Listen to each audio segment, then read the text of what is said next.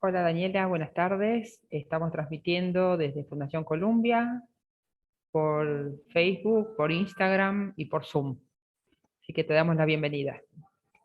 Gracias, Ingrid. Bueno, buenas tardes. Creo, Ingrid, que nos están diciendo que hay personas que no escuchan. Te dejo eso. Bueno, buenas tardes a todos y a todas. Bienvenidos de Facebook, Instagram y Zoom. Les vamos a estar transmitiendo por estos tres lugares al tiempo. Eh, Van a ver que voy a estar girando un poquito mi cámara y mi cara también para poder ver a las dos pantallas que tengo en vivo. Durante estos 40, 50 minutos que vamos a estar trabajando, mi invitación es a que puedan estar sentados muy cómodos, traerse un tecito, un vaso con agua y disponerse a que podamos charlar. Durante la primera parte de la experiencia, la idea es que nos podamos estar comunicando por chat. Si tienen alguna pregunta, algo de lo que yo voy diciendo, les da curiosidad, quieren profundizar en algo de lo que yo voy trayendo, la idea es que podamos interactuar por ahí. Y después, en la última parte de este encuentro, vamos a poder hacer meditación guiada, una visualización un poco relacionada con la temática que les quiero compartir el día de hoy. Eso es básicamente lo que va a suceder durante estos 40 minutos, 50 minutos que vamos a estar compartiendo. Me presento, mi nombre es Daniela Rojas. Yo voy a estar a cargo de la formación este año de Enneagrama. Enneagrama en Movimiento se llama la formación dentro de Fundación Columbia. Cuento rápidamente un poquito de mi recorrido para que sepan quién les está hablando. Yo soy psicóloga de formación y me he ido especializando en psicología transpersonal, corporalidad y dentro de ese recorrido Enneagrama. Ya hace más de 16 años trabajo con la herramienta para mi propio proceso personal y para acompañar consulta individual y grupal. Y bueno, hoy estoy aquí queriendo compartirles un poco esta masterclass, esta charla que lleva por nombre La visión del carácter desde el Enneagrama. Así que vamos a estar hablando básicamente de eso. Arranquemos. Seguramente personas de las que me están escuchando conocen qué significa el Enneagrama y han escuchado hablar de esto.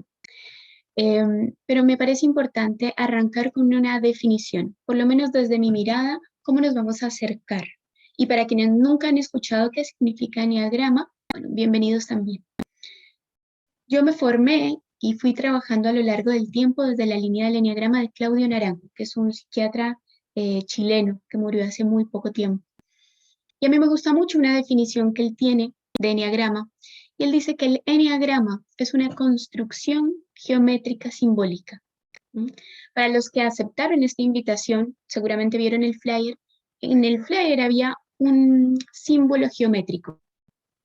Decidí, por cierto, no utilizar ninguna ayuda audiovisual porque como vamos a estar personas conectadas por diferentes medios, no quería que las personas que estuvieran por Instagram o por Zoom no pudieran entender un poco lo que yo estaba contando, así que simplemente lo voy a narrar. Entonces, el enneagrama, ¿qué es? Es este símbolo que es una construcción geométrica, porque es un símbolo geométrico, pero que en sí mismo habla de toda una tradición espiritual. Y una tradición espiritual que cuenta sobre leyes universales. Si uno quisiera ahondar sobre el origen del enneagrama, no existe una verdad fehaciente de dónde viene. Sí dicen las tradiciones que está muy asociado al sufismo, que es la rama esotérica del Islam, pero realmente es un misterio de dónde surge este conocimiento que hablaba sobre leyes universales. Pero ¿qué sucede? Hace unos años ya, toda esta información, toda esta tradición fue redescubierta por la psicología. Con este psicólogo que les comentaba, con este psiquiatra, Claudio Naranjo, se redescubre la tradición y se desarrolla hoy lo que se conoce como la psicología del enneagrama o la psicología de los eneatipos.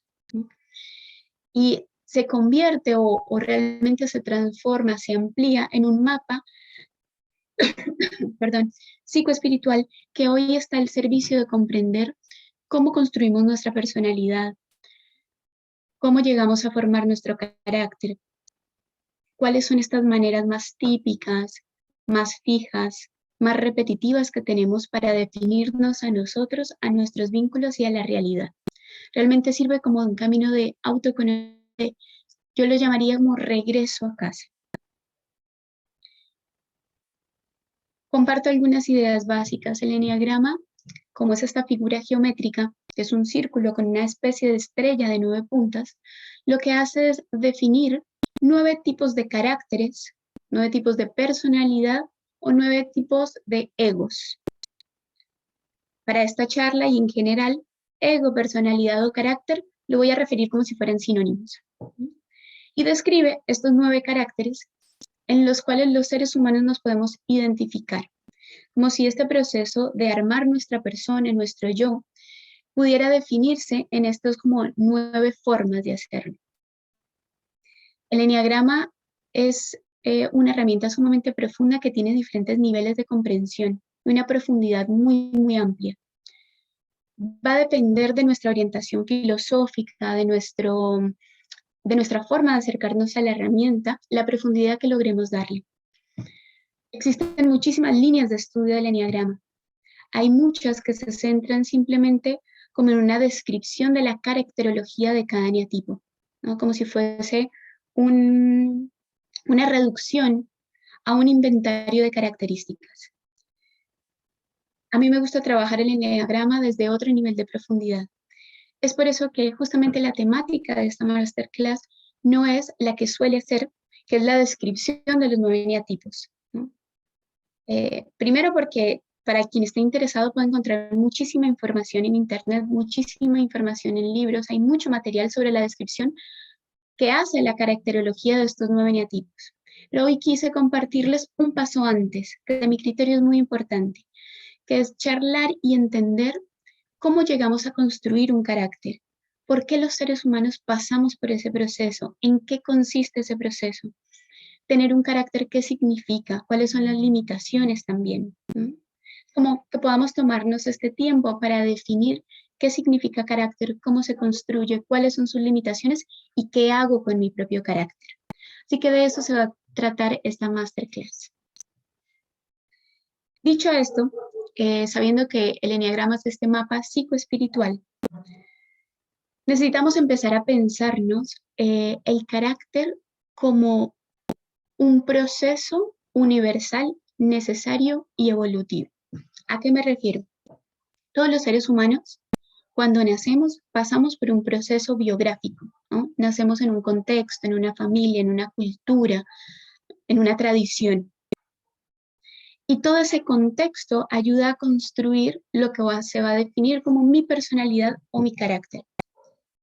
Muchas veces pensamos que nosotros somos nuestra personalidad, pero la personalidad es solo una construcción adaptativa a ese entorno que me ayudó a sobrevivir y a definir quién soy. La palabra ego en muchas tradiciones está mal vista. Aquí los invito a que podamos desmitificar esa palabra. El ego, desde la psicología transpersonal, que es el marco desde el que yo trabajo, es una función psicológica. Construir nuestra personalidad, nuestro carácter o nuestro ego es necesario. Una vez escuchaba a Claudio Naranjo hablar y él decía: todos los humanos pasamos por este proceso, excepto los locos o los santos, ¿no? Entendiendo loco como aquella persona que llega a tener un trastorno psiquiátrico, psicológico, que le impide hacer un proceso de estructuración normal. Normal es decir, como la media, lo que en psicoanálisis se llamaría neurosis. O los santos, que digamos están más allá o hacen ese paso de lo transpersonal. Yo les decía, es un proceso de construcción universal. Todo ser humano pasa por la construcción del carácter. Evolutivo. Para poder trascender nuestro ego, trascender nuestro carácter, primero hay que crearlo. El eneagrama nos habla de cómo creamos ese carácter, para luego, cuando ya está instaurado, poder trascenderlo y hacer un paso evolutivo. Si no pasamos como humanos por ese proceso de construcción, esa evolución es una fantasía.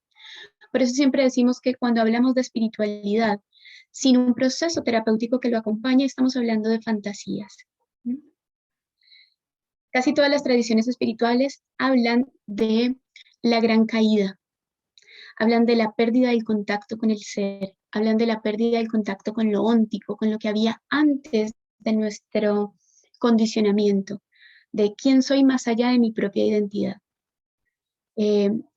Justamente el carácter, que es esta construcción que hacemos a lo largo de nuestra vida, influye en que nos separemos de esa esencia que somos. Pensemos en un niño cuando nace, o pensemos en nosotros mismos cuando somos un bebé. Nacemos en este mundo con una gran potencia. Potencialmente podemos ser y hacer, venimos con el material para hacer y hacer lo que queramos. Pero resulta que toda esa potencia nace en este contexto condicional que les hablaba hace un rato. Y en ese contexto condicional, ese ser con mayúscula va leyendo y significando que puede ser amado, puede pertenecer y puede ser satisfecha sus necesidades solo en ciertas condiciones. Y esa lectura que va haciendo de la realidad va marcando y modelando el concepto que tiene de sí mismo. A mí me gusta pensar en el origen de las palabras. El origen de la palabra carácter viene de grabado y el origen de la palabra personalidad viene de máscara. Tanto el carácter como la personalidad son solo una capa inconsciente que creamos los seres humanos para adaptarnos al medio en el que crecimos, al medio en el que nacimos, a las condiciones que fueron surgiendo a medida que fuimos creciendo. El carácter o la personalidad es una estrategia adaptativa. Hasta ahí, todo maravilloso. Vuelvo y digo, es universal, está al servicio de nuestra evolución, está al servicio de nuestra adaptación. ¿Cuál es el problema entonces? Que en un momento dado de esa construcción de ese proceso, empezamos a creer que nosotros somos ese carácter y nos olvidamos que nosotros somos el ser en mayúscula, algo que estaba previo a la construcción de ese carácter.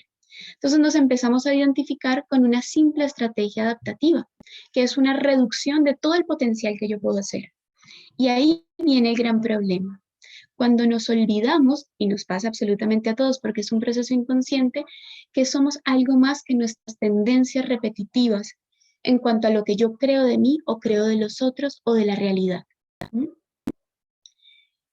Nuestra personalidad termina siendo como un sentido fijo y estructurado de lo que yo creo que soy y de lo que yo creo que tengo que ser para poder ganarme la pertenencia y el amor. De lo que yo creo que, de cómo yo creo que tengo que comportarme para poder ser perteneciente y no ser excluido de mi sistema familiar, ¿no? De mi sistema social. No hay nada más inteligente que nuestro carácter, porque es capaz de ir leyendo qué es lo que se necesita para poder estar. Como les decía, el carácter se da como un proceso de aprendizaje. Esta caída y esta pérdida de nuestro verdadero ser, de nuestra esencia, no se da de un momento para otro, no sucede con un solo hecho. Vamos acumulando una masa crítica de interpretaciones y significados hasta el punto donde creamos esta identidad que tiene esta lógica, una lógica de nuevo fija y repetitiva. Para mí es muy importante que quede claro que esto fijo y repetitivo en un momento es necesario, porque yo necesité crear esta identidad y este carácter para poder decir yo soy Daniela, no soy Ingrid, no soy Patti, no soy Karina, ¿no? Necesité generar este concepto y en un momento es muy funcional, pero a medida que vamos creciendo ese concepto que es tan rígido nos empieza a apretar, como si fuese un traje que nos queda pequeño y queremos cambiarlo, a veces queremos probarnos otra cosa y que sentimos que no podemos. ¿Por qué? Porque estamos súper identificados o sobreidentificados con esa idea que somos cada uno de nosotros. ¿Sí?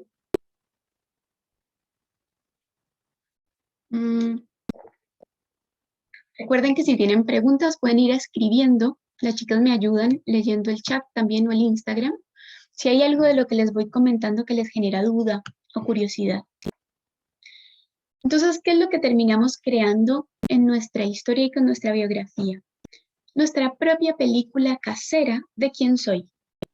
Y es una película casera que tiene como guión, el guión de esa película es las conclusiones o las interpretaciones que yo saqué del contexto de nuevo familiar y social donde yo crecí, ¿no? Los seres humanos lo que hacemos a medida que nos vamos desarrollando es recrear la atmósfera emocional donde crecimos, ¿no? Y la trama que sucedió en nuestros primeros años de vida. Este carácter o su personalidad suele fijarse los primeros años de vida. Por eso son tan importantes las experiencias cuando somos niños, porque van marcando esas ideas principales que van a ser como de vigas, de base para la estructuración de ese carácter. Cuando hablamos de carácter, hablamos de rigidez, de repetición. El ser en mayúscula, que es esta esencia que somos, tiene una inteligencia organísmica, dirían los gestaltistas, que es una rama de la psicología, que es una inteligencia espontánea, creativa, variable, que va cambiando y tiene la inteligencia de responder a cada momento de la realidad. Nuestra personalidad, como es más fija, rígida y se mueve por patrones, evita que contactemos con esa espontaneidad. Y esto es uno de los grandes dolores de movernos desde nuestro carácter permanentemente. Le resta a nuestra personalidad espontaneidad a poder ser otra cosa diferente a como yo misma me he definido. Y aquí es donde entra el eneagrama, y me voy adelantando un poco, a mostrarse como una herramienta o un mapa que nos ayuda a entender la cárcel que he creado. Y utilizo la palabra cárcel como la simbología de la rigidez, ¿no? No de nuevo como si hubiese algo malo en este proceso. No hay nada malo ni poco deseable en el proceso, todo lo contrario. Es una función psicológica que nos ayuda a sobrevivir. Y vuelvo y digo, nos va a suceder a todos. Y es beneficioso que nos pase. Lo importante es que cuando empieza a apretar ese traje, tengamos la conciencia de volver a conectar con nosotros y buscar quién soy más allá de ese traje o ese carácter que creé para adaptarme. ¿Preguntas hasta acá? ¿Quiénes me van escuchando? Si tienen algún comentario. Bien, estamos bien entonces por ahora. Desde la psicología transpersonal hay un modelo de definición de cómo se estructura la persona que me gusta muchísimo y me sirve para ilustrar lo que les estoy contando.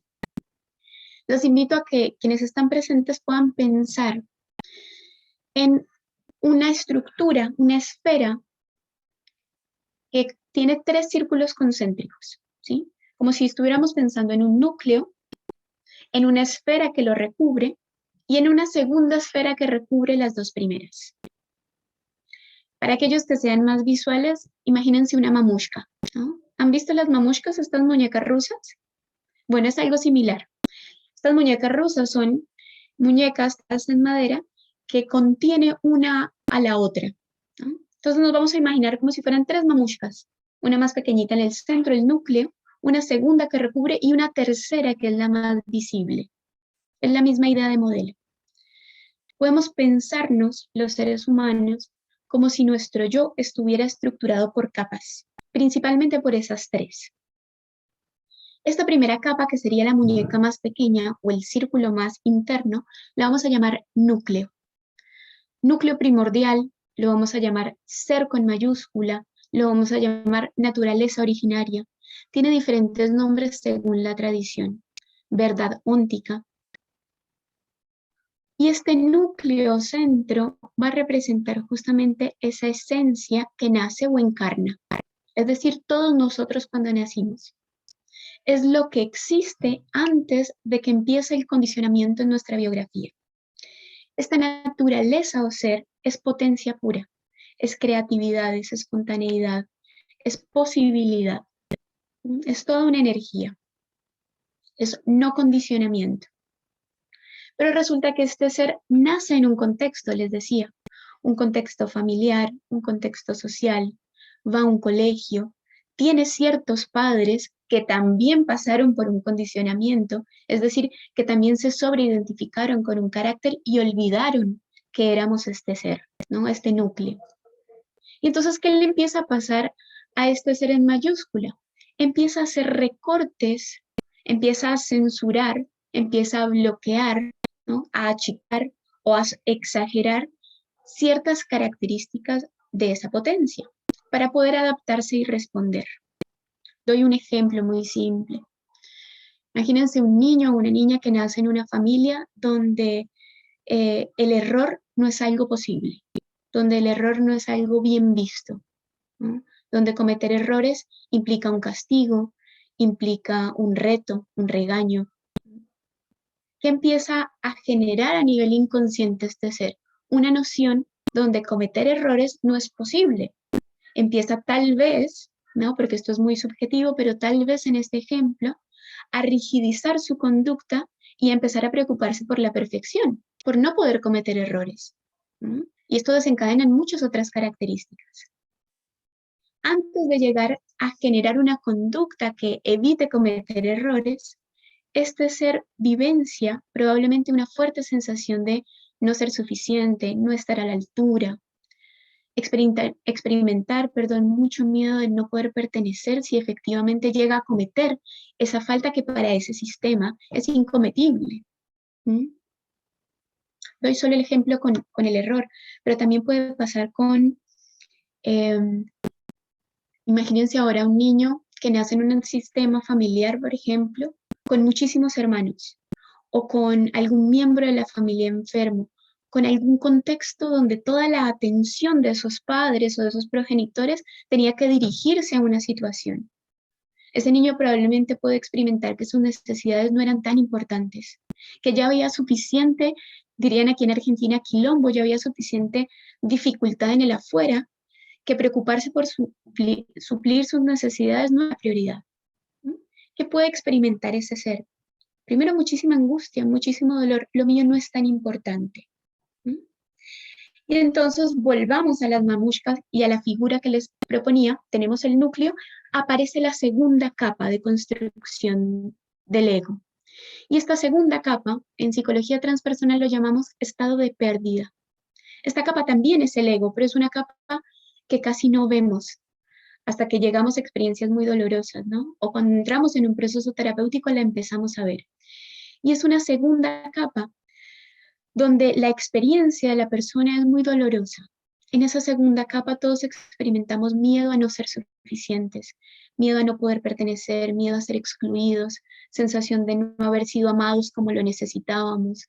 Empezamos a experimentar cierta sensación de inadecuación, ¿no? Tal vez no soy suficiente, tal vez con esta forma de ser no puedo ser objeto o sujeto de amor. ¿No? Pero ¿qué sucede? Vivir en esa capa que llamamos estado de pérdida, donde nos sentimos inadecuados, sería imposible para los seres humanos porque es muy dolorosa. Doy otro ejemplo también porque a veces podemos quedar muy sesgados porque en este estado de pérdida también me puedo sentir no solo inadecuado, sino extremadamente feliz para este sistema. Es como una vivencia donde lo que yo soy siento que no cuadra, ¿no? No encaja, no es válido para el contexto donde creí. No importa cuáles sean esas características. Entonces construyo este estado de pérdida que, como les decía, es muy doloroso y todos lo tenemos, ¿no? Porque finalmente hace que entremos en un estado de reactividad, que no nos sintamos seguros, amados, que no nos sintamos completamente creativos y desarrollamos la tercera capa de esta imagen que yo les proponía.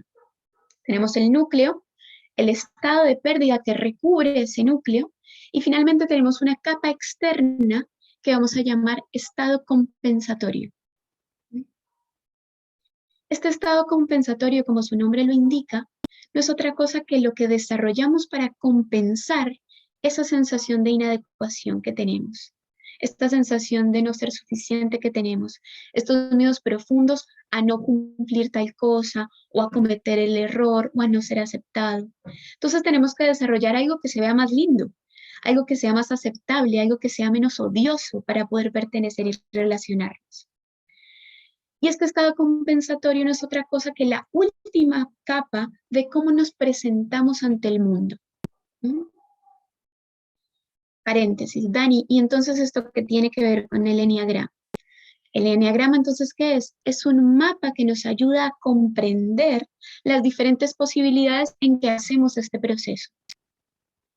Los eneatipos, que serían los caracteres que describe este mapa, no son otra cosa que las diferentes versiones de estos estados compensatorios que tienen por detrás un estado de pérdida. Doy un ejemplo específico de la teoría. Hay uno de los egotipos o caracteres que se llama el perfeccionista, que está asociado al número 1. En esta figura geométrica de 9 puntas hay 9 números que no tienen ningún orden en especial. El número 1 describe justamente a un carácter que se estructura desde la perfección. Está muy asociado con el ejemplo que les daba. Y es un carácter que tiene como pasión, que es otro elemento que más adelante podría explicar, hoy no nos podemos tomar el tiempo para ir hacia allá, que tiene como pasión la ira. Y lo que intenta este carácter a toda costa es perfeccionar, reordenar y corregir el mundo. ¿Mm? El estado compensatorio de la persona que se identifique con este ego van a ser características como perfeccionista, obsesivo con los detalles, muy atento al control, muy recto, muy seguro, muy pegado a la norma porque se cree la norma. Eso es lo que se ve, la última capa de este carácter, ¿no? De esta construcción. Pero ¿qué hay detrás? Porque hay tanto afán, porque hay tanto apuro por ser perfeccionista, ¿no? Por evitar el error. Porque probablemente en un punto haber cometido un error, no haber sido perfecto, no haber cumplido con la norma, no ser completamente pulcro y correcto, en su imaginario habrá tenido un costo muy, muy alto. ¿Mm? Por eso desarrollamos esa compensación. Todo lo que queremos que no se vea, todo lo que nos da vergüenza, todo lo que una parte de nosotros cree que nos puede poner en riesgo, lo compensamos con alguna característica que termina siendo lo que creemos que somos. Ah, yo soy perfeccionista. Y entonces el día que no pude ser perfecto, el día que no pude o no quise llegar a los estándares, no me lo permito porque estoy sobreidentificado con esa idea. Creo que hay un par de personas que no están pudiendo escuchar. Ahí, vi ahí de que escribiste que no podías escuchar. Tal vez puedas revisar tu sonido o Ingrid nos ayuda mientras continuamos. Bien. Entonces volvamos a esta imagen. Tenemos el núcleo, el estado compensatorio y el estado de pérdida y el estado compensatorio. 3 esferas concéntricas o estas 3 muñecas mamushkas que una envuelve a la otra. Dani, entonces, ¿yo qué soy? Las 3. Pero sobre todo el núcleo. El núcleo que con su gran inteligencia ha permitido que construyamos las otras esferas para poder adaptarnos. De nuevo, lo problemático de esto es que en un momento nos creímos y nos sobreidentificamos con ese carácter. Por eso nos cuesta tanto cambiarlo, por eso nos cuesta tanto darnos cuenta de cuál es la estrategia que utilizo, porque se me pegó como si fuera la piel. ¿Mm? Y solo cuando yo puedo empezar a mirar desde afuera carácter y decir, ¿qué es lo que yo he hecho para sentirme amado? ¿Yo con qué he confundido el amor? ¿Cuáles son estas ideas fijas, repetitivas, estas formas de vincularme que por más de que no me traen beneficios, una y otra vez sigo haciendo? ¿Para qué las hice? ¿Para qué las sostengo? ¿Cuál es la idea que me lleva, a pesar de entender, cuál es la idea que me lleva a repetirla? Esa es la gracia de conocer nuestro eneatipo, encontrar las respuestas a estas preguntas. Solo quien conoce cómo está diseñada su cárcel puede empezar a buscar puertas para salir de ella. El eneagrama es este mapa que nos ayuda a entender el diseño de cada una de estas 9 cárceles o 9 caracteres que nos empiezan a apretar y coartan la espontaneidad y la libertad de esa potencia que somos.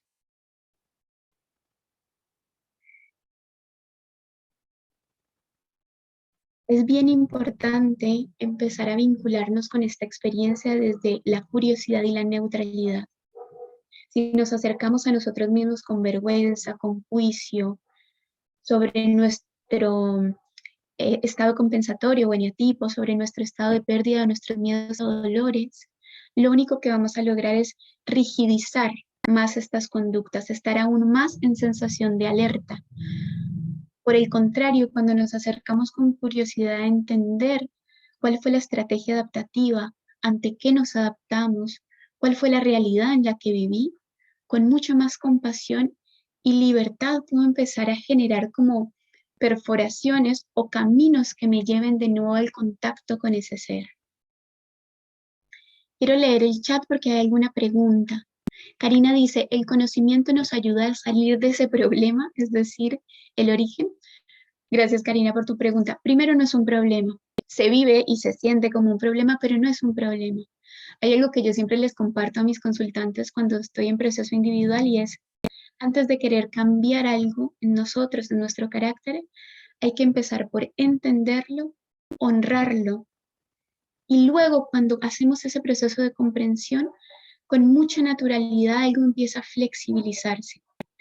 Por supuesto que entender el origen, que no es uno solo, vuelvo y digo, es una masa crítica de experiencias y de interpretaciones a esas experiencias, me ayudan a decir, cuando yo manipulo, por ejemplo, que es otra de las características de otro carácter, manipulo para sentirme querida, lo que estoy intentando es saciar una sensación tal vez de mi infancia de no haberme sentido así.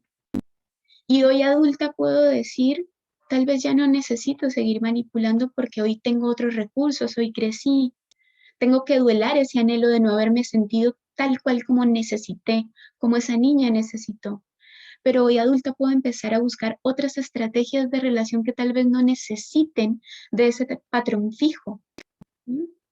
¿Sí me explico, Karina? En ese proceso de comprensión es que hay algo que se libera.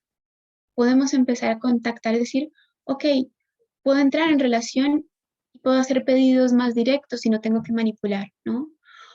O trayendo el ejemplo de otro eneatipo, por ejemplo, que se mueve desde la intimidación. O establecer relaciones de pares donde yo no siempre tenga que estar arriba por miedo a que vuelva a sentir un evento de abuso de poder, porque tal vez eso fue lo que viví cuando era niño. Se me abre la paleta de colores con la comprensión. Ahora, abrir esa paleta de colores sin tocar ese estado de pérdida que es ese doloroso, es una fantasía. Yo necesito ir a revisar qué fue lo que dolió, qué fue lo que marcó, cuál fue justamente el trauma. Y cuando digo trauma no piensen en un evento. Es una sincronía de sucesos, una masa crítica que generó esta idea fija de mí mismo. Por acá Mara nos hace otra pregunta. La pregunta es si aún siendo conscientes esas máscaras y estrategias las seguimos manteniendo por estructura o es posible desestructurarlas, esas defensas. ¿Tú crees que es posible vivir sin máscaras? Es una muy buena pregunta. No. Sí y no. Me voy a permitir una respuesta ambigua, pero me explico. Nuestro eneatipo, hablando específicamente de este mapa que es el que nos convoca hoy, habla de que siempre vamos a tener el mismo eneatipo. El eneatipo no cambia, nuestro carácter no cambia, porque hagan de cuenta que son las bases de un edificio que ya se construyó. El problema no es tener un edificio, ¿no? No es que se haya armado un edificio, el problema no es que tengamos una máscara, no es que tengamos un estado compensatorio, todo lo contrario, es adaptativo, lo queremos, pero hay que ponerle conciencia a esa estrategia de adaptación. Cuando yo le pongo conciencia, puedo elegir, puedo ver mi tendencia, ¿no? Entonces, por ejemplo, si yo fuera un eneatipo 2, yo puedo ver el eneatipo 2 es un carácter que se estructura a través del orgullo, y es un poco que les contaba, sufre de un gran miedo a no ser amado y utiliza muchísimo la manipulación, la entrega, la ayuda, el dar el servicio para poder convertirse en alguien indispensable para los otros. Entonces, por ejemplo, si yo fuese ese eneatipo y alumbro con la conciencia y le llevo comprensión a cómo llegué a esa estructura, yo no voy a dejar de ser ese eneatipo, pero voy a poder empezar a elegir si yo quiero relacionarme desde mi herida, desde eso fijo, chiquito, castrado, recortado, o puedo empezar a encontrar caminos que me lleven a ese ser y vincularme más ampliamente, sabiendo que el carácter está acá, me sirvió y me regaló ciertas características, me regaló identidad, pero puedo trascender eso y darme cuenta que no soy eso. Sin la pretensión de que en algún momento estemos completamente libres de máscaras, porque pareciera que en esta encarnación, en esta vivencia de seres humanos, este paso por la caída, ¿no? Por la pérdida del contacto con el ser, la estructuración del carácter y el camino de trascendencia hace parte de nuestra experiencia evolutiva. Ninguna tradición ni espiritual ni psicológica tiene la explicación de por qué nos pasa eso, pero hoy sí sabemos que todos atravesamos por ese camino. Quiero decir una cosita más y nos vamos a una práctica. Muchas corrientes psicológicas y caminos espirituales hacen propuestas de evolución que, en mi humilde opinión, o desde esta perspectiva, están lejanas al verdadero contacto con el ser. Muchas tradiciones se encargan, hagan de cuenta, de embellecer el estado compensatorio, la última muñeca, la última mamushka, la que mostramos ante el mundo. Y el verdadero proceso de transformación requiere un camino un poco más complejo y profundo que simplemente embellecer mi carácter. Por eso les decía que cuando hablamos de enneagrama nos podemos quedar en un nivel muy superficial, como en un inventario de características. Cada eneatipo tiene características más agradables que otras, menos odiosas que otras, más lindas que otras. Por ejemplo, este mismo carácter 2 o eneatipo 2, por un lado es sumamente empático, servicial, tiene una habilidad maravillosa para conectar con los otros, al tiempo es manipulador, ¿no? Soberbio, tiene una gran dificultad para lidiar con la frustración. Y uno podría decir, Dani, pero entonces pulamos y quedémonos solo con la parte agradable del carácter. No, porque eso es igual que darnos con una reducción cuando podemos ser la potencia. Los procesos terapéuticos y de transformación no hablan o no tienen sentido cuando es solo pulir la máscara, cuando es solo pulir el carácter, cuando es solo pulir ese grabado adaptativo. El verdadero proceso de transformación es cómo lo atravieso, cómo voy al contacto con el estado de pérdida y puedo procesar lo que sucedió, lo que me sucedió, lo que fue ese contexto, qué hubo y qué no, con el dolor, la frustración y el miedo que eso nos causa. Y ese estado de pérdida también atravesarlo para ir a tocar al ser, que es donde está nuestra potencia. Ese es el verdadero proceso que yo les propongo o que el enneagrama realmente propone. Por eso es un mapa más que psicológico, psicoespiritual. Porque si fuera solo psicológico nos quedaríamos trabajando y puliendo las 2 capas más externas, cuando realmente para que estas 2 capas más externas no sean un suplicio y una condena al resto de nuestra vida, necesitamos algo que nos haga respirar profundo, que es este aroma de la perfección original que todos somos. Por acá Silvia dice, ¿cómo sé a qué eneatipo pertenezco? Silvia, ese es un camino bastante largo. Existen muchos medios para identificar nuestro eneatipo. Existen desde test. Yo personalmente casi no trabajo con los test.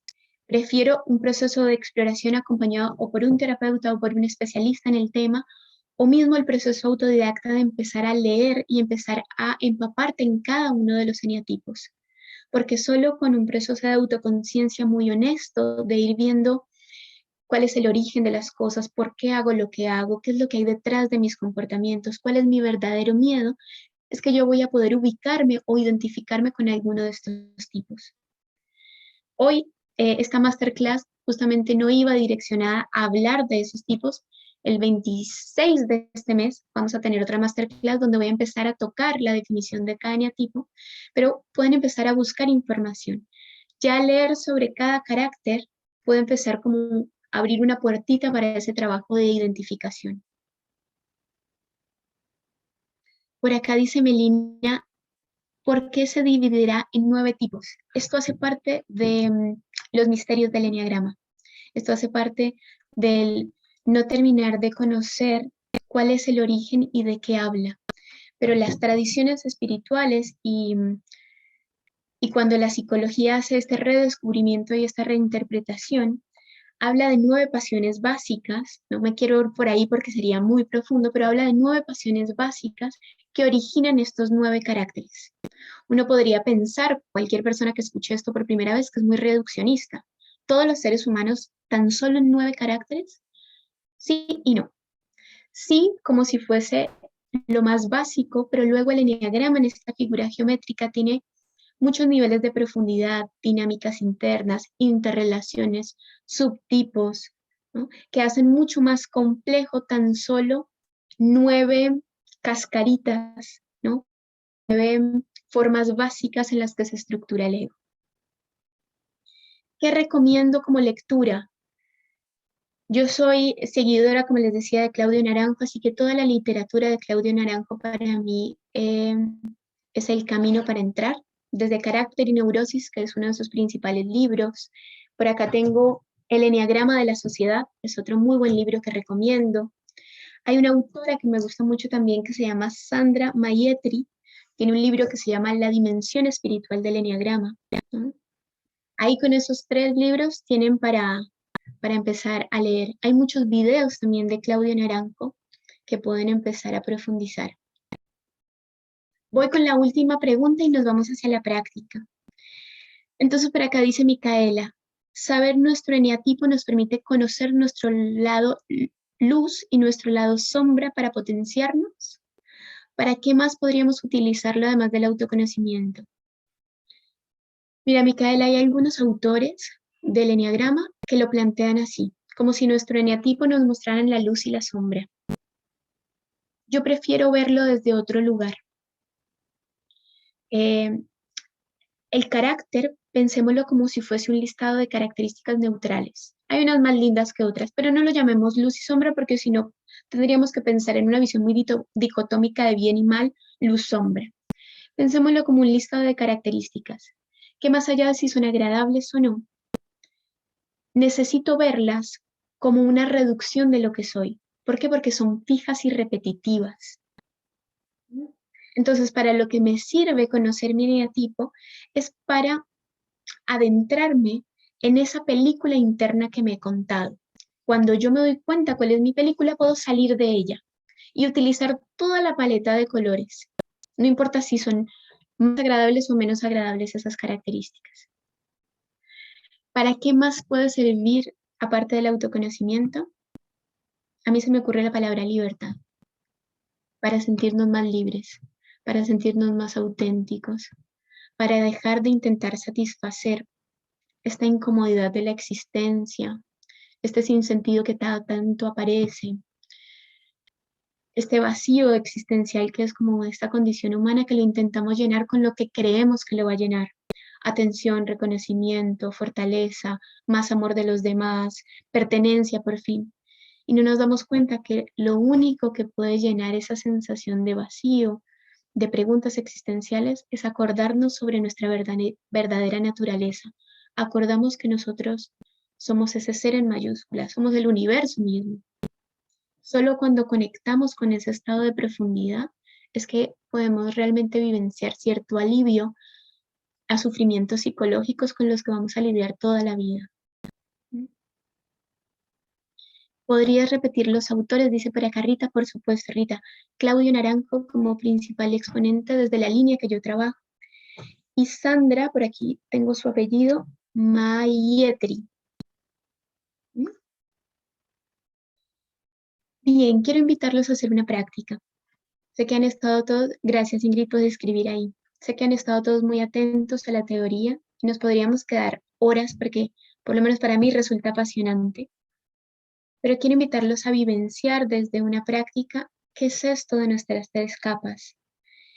Y si hoy pueden llevarse una pequeña experiencia para empezar a acercarse a estos estados, ¿no? Al núcleo, al estado de pérdida y el estado compensatorio, como una puertita chiquitica de entrada al propio camino de autoconocimiento. Si se animan, lo que les voy a invitar a hacer es una visualización a ojos cerrados. Trabajamos con ojos cerrados cada uno o cada una donde esté, simplemente porque lo interesante va a empezar a pasar adentro, ¿no? Lo único que tienen que hacer es seguir mi voz que los va a estar guiando en esta visualización. ¿A dónde los voy a llevar o a dónde va la propuesta? A que podamos ir cada uno de ustedes al encuentro con esta versión de ustedes. Una partecita tal vez de su estado de pérdida, una partecita de su estado compensatorio y si tenemos suerte, un aroma que nos recuerde de ese núcleo. Dicho esto, suelten todo lo que estén haciendo, encuentren una postura cómoda.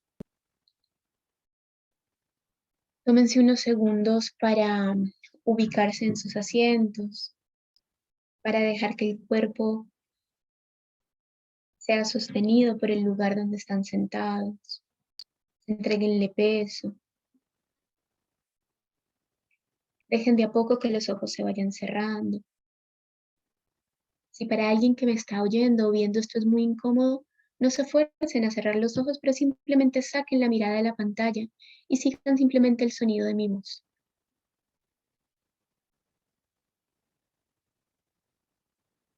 Les propongo que utilicemos en este momento la respiración como un vehículo para entrar en contacto con el cuerpo que permanece en el presente, soltando cualquier idea, concepto de lo que acabamos de hablar. Regálense una inhalación profunda, como de limpieza del cuerpo, exhalando completamente el aire.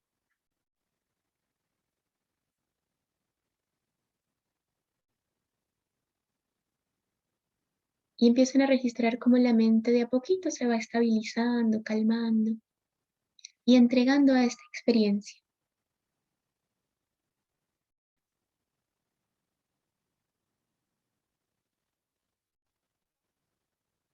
Cada uno donde está, les voy a pedir que empiecen a visualizar en sus mentes una puerta.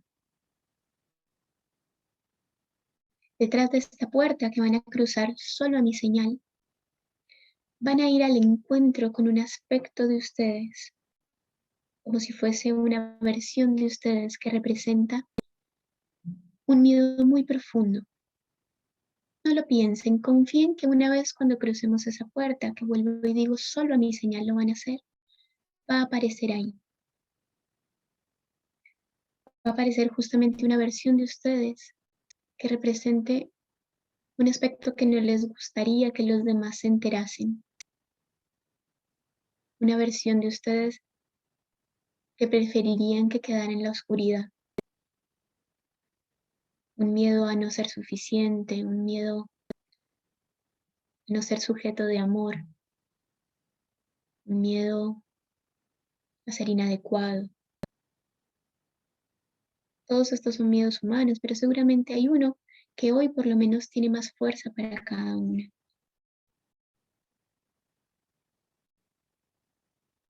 Entren en contacto con los detalles de la puerta. Puede ser producto de su imaginación o puede ser una puerta conocida. Y en una respiración profunda les pido que abran esa puerta y la crucen. Tómense unos segundos para entrar en contacto con esta versión de ustedes. Y con curiosidad acérquense, como si pudieran mirarse a los ojos con esta parte de ustedes y pregúntenle quién es.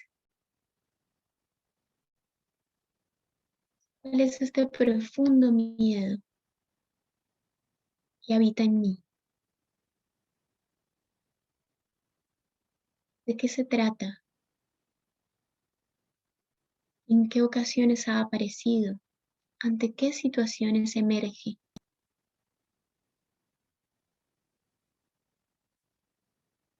Y con mucha curiosidad y compasión escuchen lo que tiene hoy para contarles.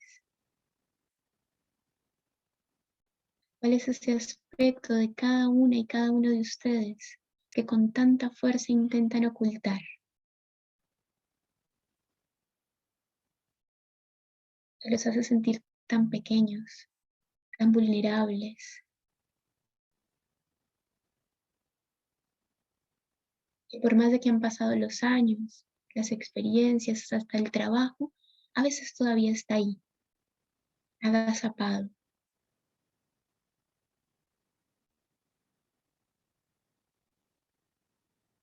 Y ahora, como si fuese un diálogo casi telepático entre ustedes y ese aspecto, cuéntenle, por favor, de qué manera lo compensan, qué cosas hacen, que han desarrollado como características para que este miedo no se note.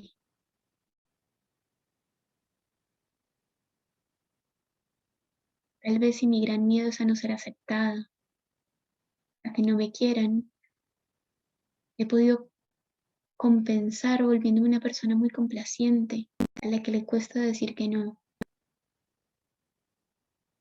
Tal vez si mi miedo es a la incertidumbre, a no sentirme segura, pude haber desarrollado una tendencia a ser muy estricta, controladora, apegada a las normas. Son solo ejemplos. Intuitivamente, ¿con qué han compensado? ¿Cómo han disfrazado esa sensación profunda que se encontraron? Cuéntenle.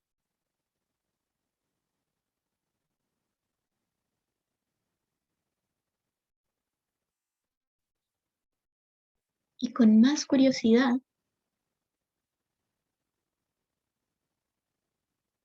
los invito a que en este imaginario puedan percatarse que en ese espacio al que entraron, al que los llevó a esta puerta, hay una segunda puerta. Siempre ha estado ahí. Giren su atención ahora. Con esta información que esta versión de ustedes les regaló, posiciónense frente a esta segunda puerta que los va a llevar a otra instancia más profunda. Detrás de esta segunda puerta van a ir al contacto con el ser en mayúscula.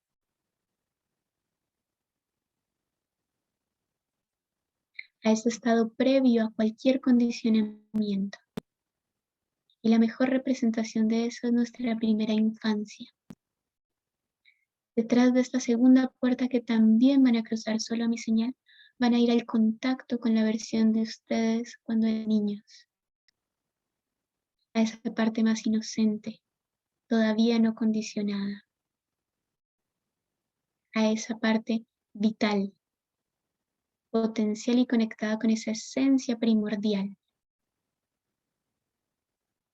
Posiciónense frente a la puerta, hagan una respiración profunda y atraviésenla de nuevo.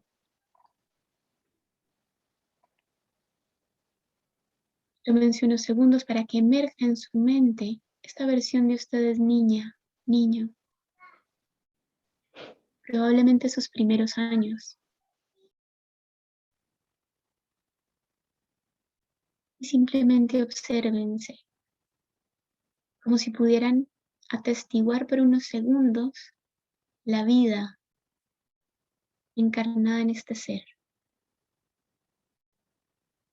Como si los ojos de este niño o esta niña hablaran del universo mismo. Toda la vitalidad, todo el amor, toda la compasión, toda la posibilidad de creación, todo por delante.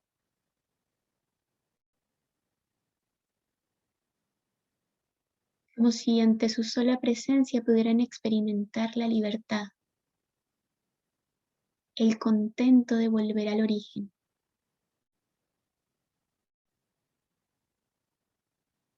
Y en sus mentes, mirando a los ojos a este niño o a esta niña, las invito a que repitan: yo soy.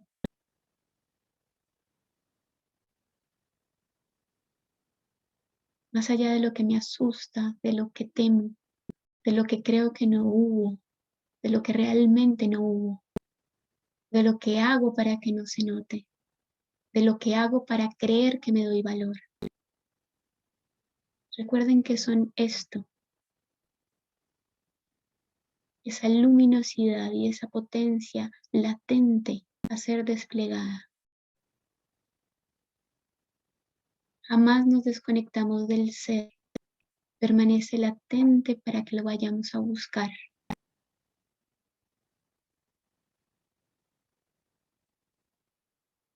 Respiren profundo y así como llegaron a este espacio, el encuentro con sus niños,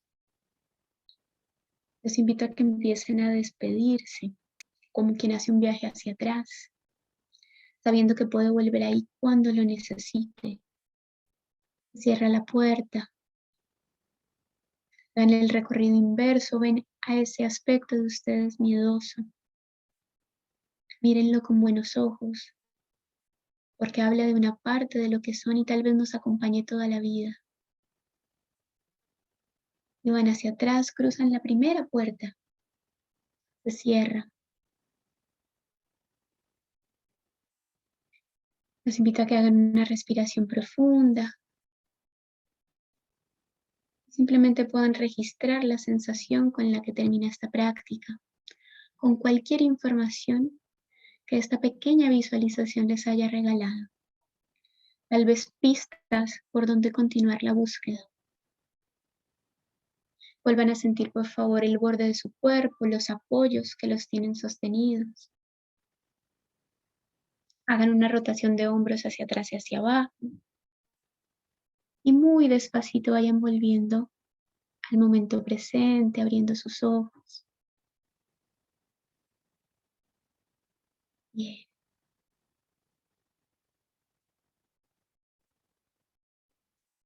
Gracias a los que se permitieron esta visualización. Como les decía, es solo una invitación, tal vez haya una pista en esto que empezaron a descubrir, que les siembre la semilla de la curiosidad. ¿Qué más hay ahí que no veo? ¿Qué más hay en este estado de pérdida? ¿Cómo más compenso? ¿Cómo hago para ir a ese camino que me puede volver a casa? A esa casa que es el verdadero ser. El enneagrama es un mapa maravilloso que nos abre caminos para volver a casa, que nos regala una confrontación honesta con esos procesos de construcción y también muy esperanzadora de saber que no tenemos que vivir en esa cárcel y que no somos ese aspecto rígido. Antes de cerrar la charla de hoy, si hay alguien que tiene ganas de compartir cómo está, cómo se siente, algo chiquitito por el chat, encantadísima de leerlas. Por aquí en Instagram preguntan si se va a guardar el vivo. Sí, se va a guardar desde Fundación Columbia. Por acá dice Noelia, sentí mucho llanto al pasar al apartado. Sí, es muy normal si en este momento están movilizados o se sienten muy sensibles o aparecieron las lágrimas, porque es muy conmovedor tanto ir a contactar con nuestros estados de pérdida, con ese profundo miedo que nos hace sentir tan vulnerables, y aún mucho más conmovedor ir al encuentro con nuestra versión más profunda, porque nos sensibiliza, nos trae un recuerdo de algo que nos roba el aliento, de sabernos que somos eso más profundo. Y también de recordar esa instancia y esa vivencia que es dolorosa, que es la vivencia, vuelvo y digo, universal, necesaria, pero dolorosa de construir nuestro carácter, de atravesar una vivencia de amor condicional, que es el que vivimos todos. Por acá dice, sentí miedo, culpa, excesiva responsabilidad. Sí, esos son nuestros estados de pérdida. Muy interesante que puedan ver y con qué lo compenso. Tal vez si yo me siento culpa, lo compenso con excesiva responsabilidad. ¿Todavía es necesario que mantenga eso? Sería una pregunta. ¿Qué cosas creativas puedo empezar a hacer? Por acá dice Micaela, me vi yo de chiquita mirando con tanta luz, me movilizó muchísimo, la abracé y le dije que es suficiente. Me moviliza a mí también leerlos, porque es justamente eso, cuando conectamos con ese núcleo, podemos vivenciar que realmente somos suficientes, más allá de las vivencias que hayamos atravesado como humanos. Bien. ¿Se puede rever la clase? Sí, sí, por supuesto que sí, para los que no pudieron hacer la visualización. Va a quedar grabada.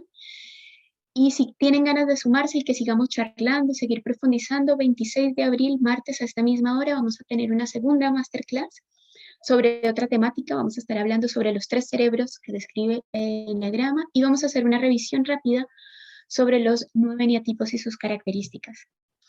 Todo para empezar a hacer un abrebocas de la formación que abriría en mayo.